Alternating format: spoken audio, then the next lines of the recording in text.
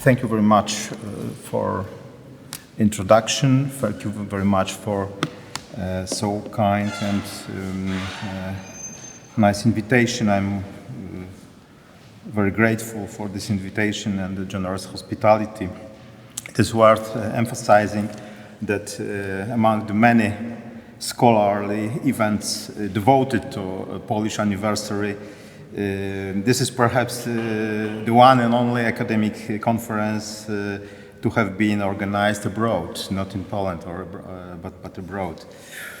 Yes, my topic concerns the early ecclesiastical institutions in Piast state. This is a problem relatively good recognized. I would like to stress the word relatively, because the other parts of this early Middle Ages are obscure. My paper will be divided in two parts. In the first part, I would like to address some state of research and state of controversy. And in the second, I would like to highlight some chosen controversies and to offer possible solution of these controversies, connected a little bit with also with the Hungarian history. The beginnings of the earliest ecclesiastical organization within the Piast polity are naturally linked with the conversion of Duke Mieszko I and his entourage in 966, also together with the political alliance with the Przemysl dynasty of Bohemia. The earliest layer of annalistic records on Christianity in Poland preserved in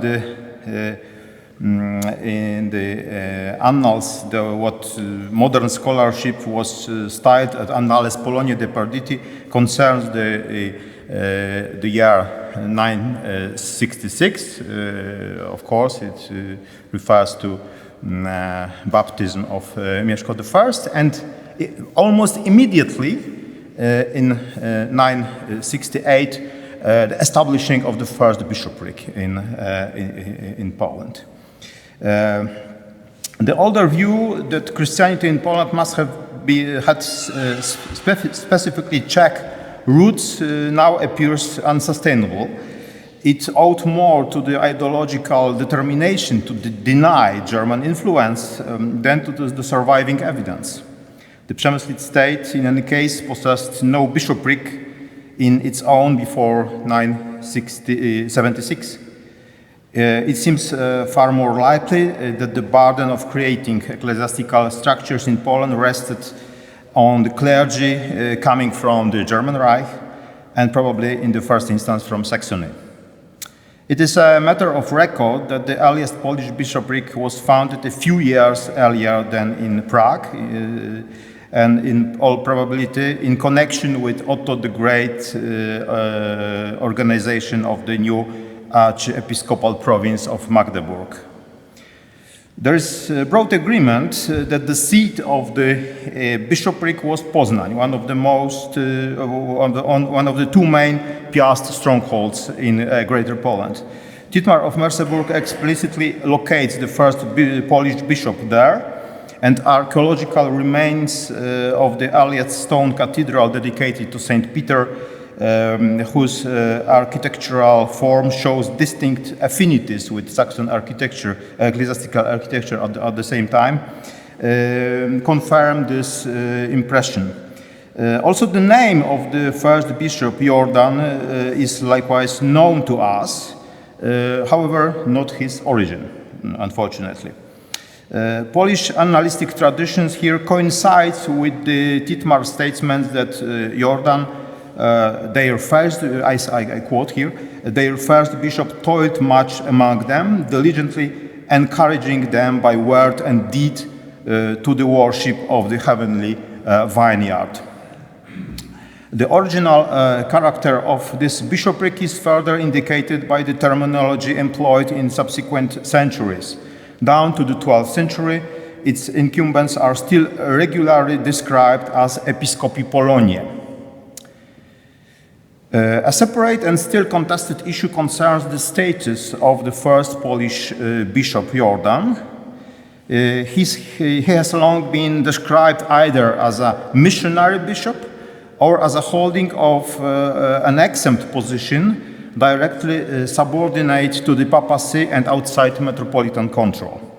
The latter thesis, however, seems to me entirely anachronistic and unsustainable. It rests solely on the silence of the earliest Magdeburg sources, which do not include the Bishop of Poznań among the suffragans of the Magdeburg Archbishop. Only documents of doubtful authenticity from the early 11th century record, however, this dependence. Whatever Jordan's own position may have been, it is highly probable that his successor, Unger, convincingly identified with the abbot of the imperial abbey of Memleben in Saxony, recognized the authority of the Magdeburg archbishops and was most likely consecrated by one of them. On the foundation, the claims of the Magdeburg metropolitans still being advanced in the 12th century ultimately rested.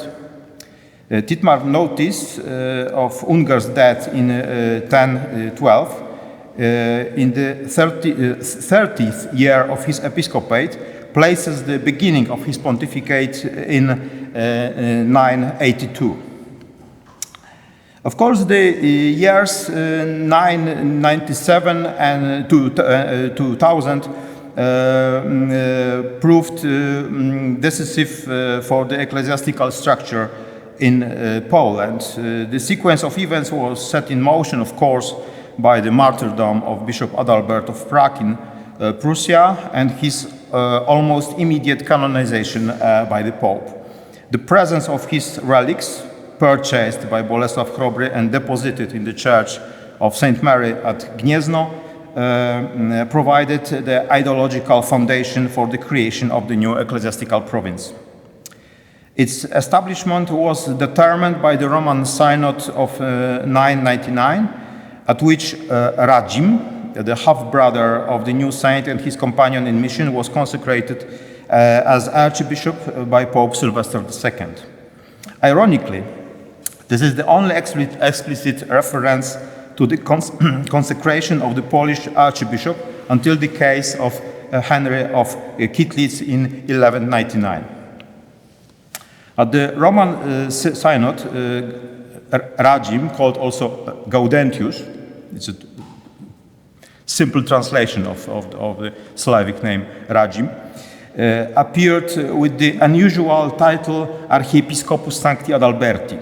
This can scarcely be taken as evidence for uncertainty about the location of his cathedral, since the relics of the martyr had rested at Gniezno for 2 years by the time. Beyond the enigmatic notice of Gallus Anonymus concerning a curse pronounced allegedly by Gaudentius, foretelling future misfortunes of the realm, the activity of the archbishop and his immediate successors has left no trace in surviving evidence. The earliest annalistic sources do, to be sure, preserve the names of later metropolitans before the collapse of the Piast state. Stephen, Hippolyte, and Slavic name Bożęta, maybe Stephen and Bożęta are in fact one person, but we are not sure, of course. But as you can see, the dates attached to these names refuse to cohere into any plausible sequence of episcopal succession. One may therefore, after Michael Galting, speak of elusive bishops. He coined this phrase in connection with the Danish episcopate of the same era. Thietmar's remark, hatched with the phrase "ut spero legitime," may reflect doubts within the Saxon clergy as to the canonical correctness of the emperor's action at Gniezno. The Bishop of Merseburg pointedly noted that the creation of the new metropolitan see had taken place without the consent of Bishop Unger, whose authority extended at least over part of the territory incorporated in the new province. The prevailing view has been that the new bishoprics were founded ex nihilo, though the oldest catalogue of the Bishop of Krakow, commonly regarded as relatively reliable, records two obscure predecessors of Poppo, mentioned by Thietmar as the first Bishop of Krakow, namely Prochorius and Proculfus. There are two names before Poppo in this 12th century catalogue. It is possible, however, that these are fictitious names devised to lengthen the succession list and to emphasize its antiquity in relation to other Polish bishoprics, including even the metropolitan. If so, we could be dealing with one more instance of the competitive quest for prestige and precedence that was characteristic of the 12th and 13th century episcopate. The establishment of a bishopric in Western Pomerania at Kołobrzeg, here designated Salsa Kolbergensis, clearly implies some form of political subordination of that region to the Piast state. Yet the hold was short-lived, as the fate of the bishopric itself makes clear. Reinbern, mentioned already here, consecrated as the first bishop of Kołobrzeg, abandoned his see and accompanied the daughter of Bolesław Chrobry to Ruś, imprisoned there by Duke Yaroslav of Kiev. He died there in captivity.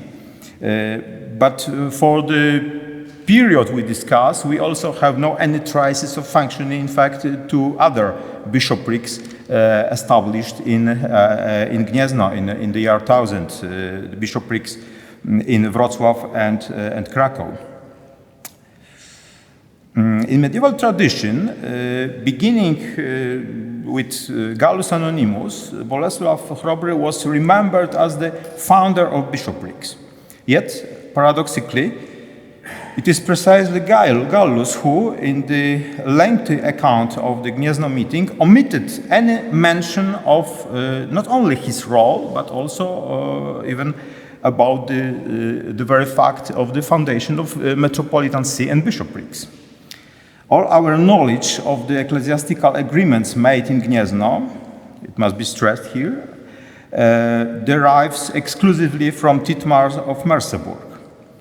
Writing in the early 12th century, Gallus Anonymus represented, as far as my view is concerned here,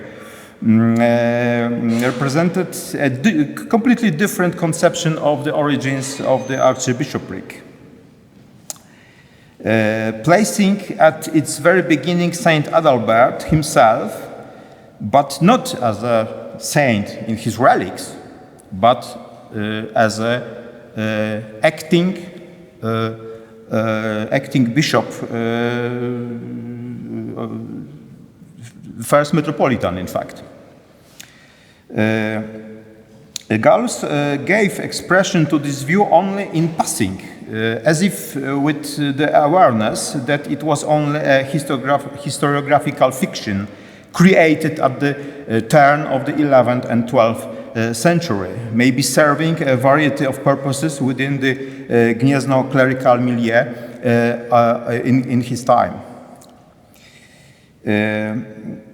That, of course, is a subject of its own right, and I have no time to develop this topic there, but we can say that what Gallus could not or would not write was that the archbishopric, in fact, came into being only after Adalbert's martyrdom.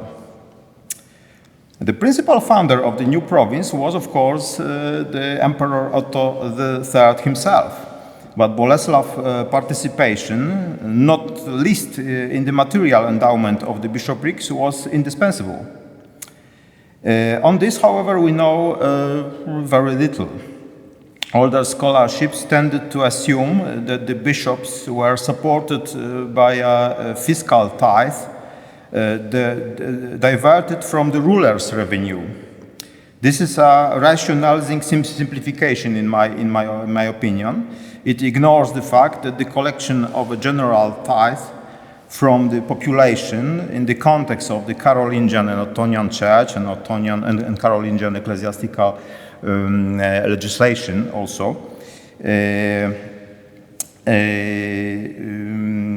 cannot be reduced only to a matter of simple economy.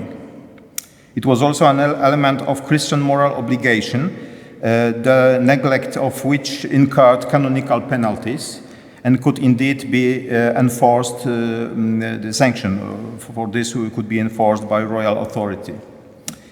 Among Polish historians and archaeologists, there has long been debate over the pace and scope of the earliest phases of Christianization. One line of argument holds that the process gathered real momentum only under the rule of Bolesław the Brave. At the same time, a more intractable controversy concerns the degree of religious syncretism under Mieszko I, or indeed the possibility of a protracted situation in which only the ruler and his immediate entourage were Christians, while large parts of the population, including some elements of political elites, remained attached to traditional cults.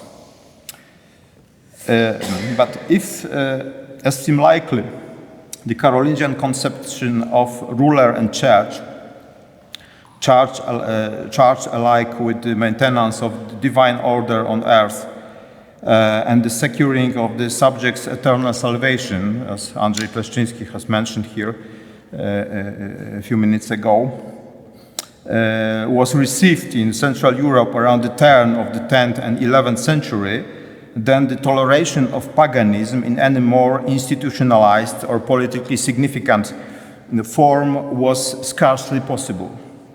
Recent scholarship has drawn particular attention to the reception of Carolingian penitential canons as instruments for disciplining for population and for enforcing by coercive means, if necessary, the outward marks of adherence to Christianity, fasting, participation in Sunday and feast day liturgy, payment of tithes, Christianized burial practices, and also norms of marital and sexual conduct.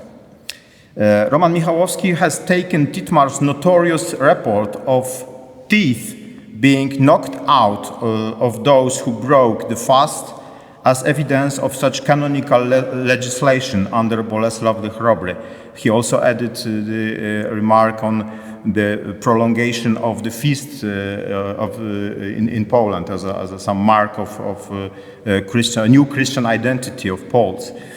This ecclesiastical sanction reinforcement of ecclesiastical sanctions by princely authority through corporal punishment could be estimated as some mark of the early medieval process of Christianization of the Central Europe. We can comparable records from statutes of Stephen the Saint, of course, and also by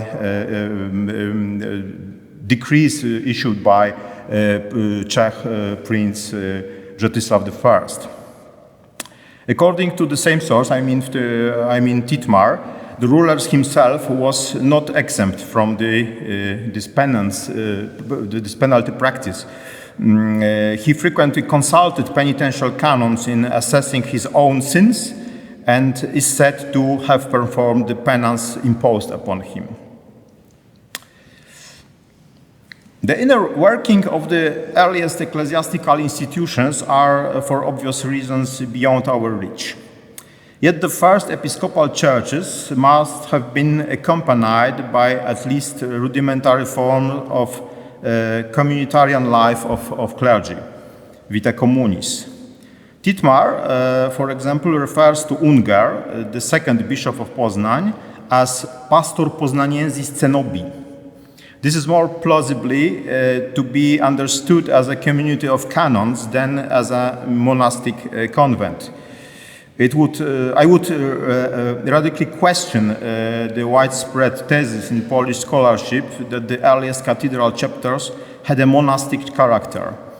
The patterns and personal influence from the German Reich where since the 9th century cathedral chapters had been unequivocally canonical in form, based on the background of Aachen rule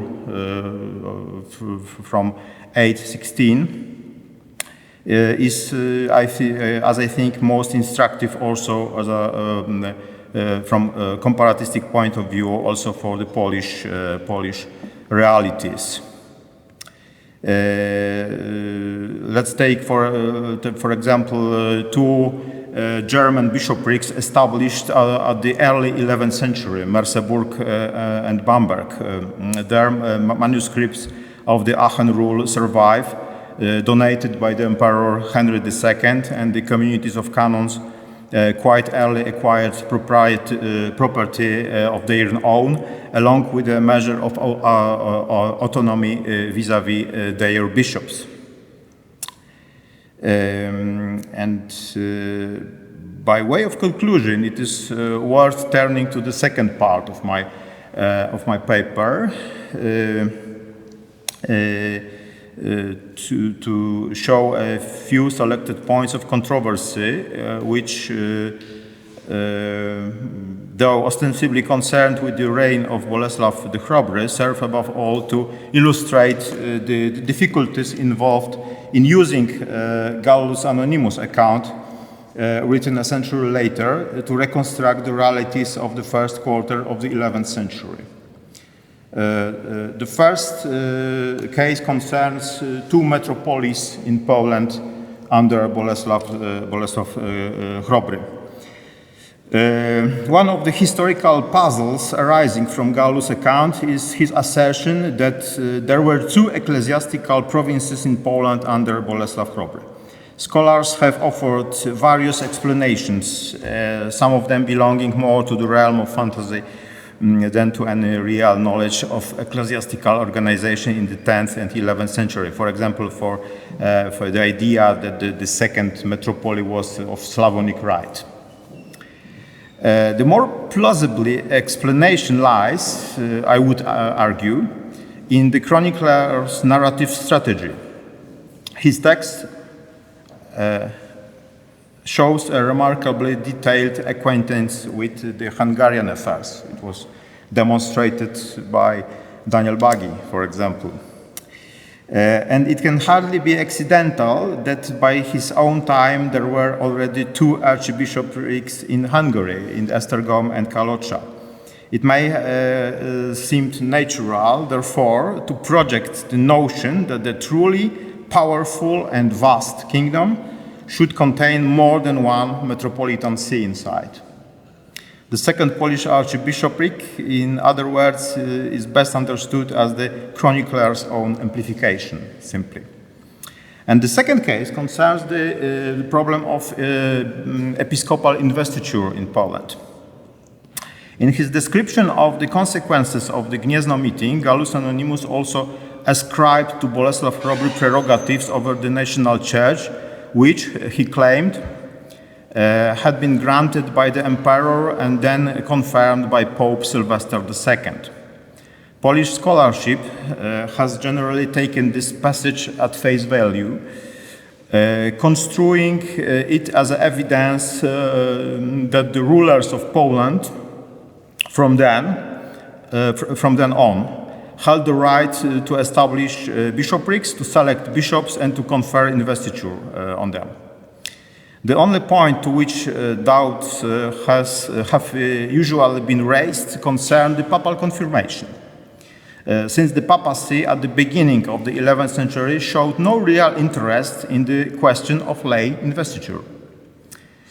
But suspicion is also warranted by the silence of Thietmar of Merseburg, a writer both hostile to Otto III plans and acutely sensitive to any encroachment upon imperial prerogatives, who was perfectly capable of noting episcopal investiture elsewhere, as in case of King Rudolf of Burgundy. There are no any trace of knowledge of Thietmar in the subject of this endowment of Bolesław the Brave with the imperial, in fact, prerogatives. I have suggested that this passage represents not historical reality, but historiographical fiction shaped by the concern of the later 11th and early 12th century. Its function was to provide the Polish ruler with the legitimizing precedent for supremacy over the Church and its bishops precisely at the moment when Gregorian reform was directed against lay investiture. The right to create new bishoprics had, moreover, no immediate relevance to the projected and perhaps already begun conquest of pagan Pomerania, where 3 new bishoprics were established within the next 2 decades after Gallus' record to serve the Christian mission there. In this way, the prerogatives of the Polish ruler were given both historical pedigree and with weight sanction of the 2 universal authorities of Western Christendom. The inspiration for this construction, already in circulation at the court of Bolesław the Wrymouth, and perhaps introduced directly by Gallus himself, can plausibly be sought in Bishop Hartwig's Legenda Sancti Stephani. There too we encounter a comparable fiction, the so-called apostolic legation of Saint Stephen, by which Pope Sylvester, together with the royal crown, was said to have conferred upon the King of Hungary special rights of oversight over his national church. We cannot therefore safely assume, as Polish scholars do, that Bolesław Chrobry and his successors either acquired or exercised the right of episcopal investiture. This, however, it is in itself a subject that would require a separate paper, I think. I would like to conclude.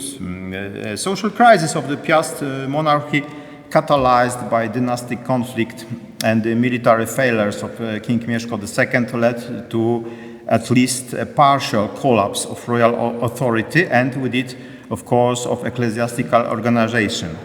The scale of what is usually termed the pagan reaction cannot be determined with any certainty, but both native and foreign sources agree that its chief victims were members of the clergy. Far more destructive for the Piast heartland, however, was the Czech invasion in 1039. The Gniezno archbishopric lost the very foundation of its original claim to legitimacy, the relics of the martyr Adalbert. Though this did not prevent the revival of his cult in Gniezno in the late 11th and early 12th century.